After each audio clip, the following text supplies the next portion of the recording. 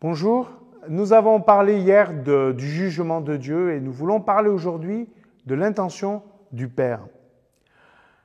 Dans 1 Samuel 3, verset 15, il nous est dit que Samuel resta couché jusqu'au matin, puis il ouvrit les portes du sanctuaire. Il craignait de raconter sa vision à Élie. Mais Élie l'appela. « Samuel, mon enfant !»« Oui, maître, répondit-il. »« Que t'a dit le Seigneur ?» demanda Élie. « Ne me cache rien. Si tu me caches un seul mot de ce que Dieu t'a dit, je veux qu'il t'inflige la plus terrible des punitions. » Alors Samuel lui raconta tout sans rien cacher. Élie déclara, « C'est le Seigneur, qu'il fasse ce qu'il juge bon. » Élie sait déjà ce que Dieu va lui dire. Il avait été prévenu déjà au chapitre 2. Mais quel dommage! Il est tombé dans la fatalité.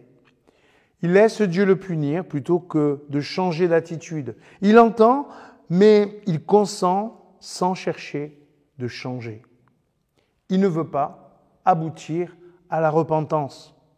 Et ce n'est pas le désir de Dieu. Si Dieu nous prévient et nous parle, c'est pour nous transformer. C'est pour que nous soyons OK avec la repentance. Regardons Moïse qui supplie Dieu alors que Dieu vient lui dire qu'il veut détruire le peuple. Regardons dans la vie de ce roi à qui le prophète annonce qu'il va mourir. Il demande 10 ans de plus et il va l'obtenir. Regardons David quand Dieu vient mettre le doigt sur son péché. Il se repent. Dieu nous parle pour nous prévenir, pas pour nous menacer. Nous devons nous sentir responsables et partenaires devant Dieu. Il a prévenu Adam, il a prévenu Caïn et il continue de nous prévenir. Oui, nous sommes pécheurs, tous. Et quand Dieu va nous parler, cela ne va pas être agréable au départ. Dieu veut nous transformer. Mais il va collaborer avec nous pour ce faire.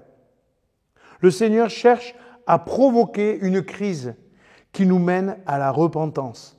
Et cette repentance va nous mener vers une nouvelle vie dans laquelle le péché ne sera plus celui qui nous mène vers la mort.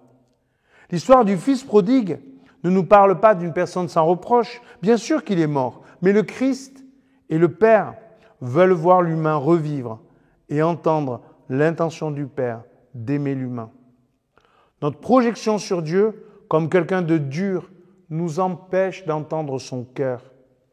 Comme nous sommes injustes avec Dieu.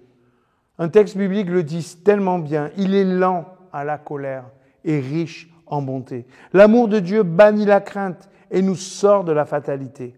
Alors, osons la repentance.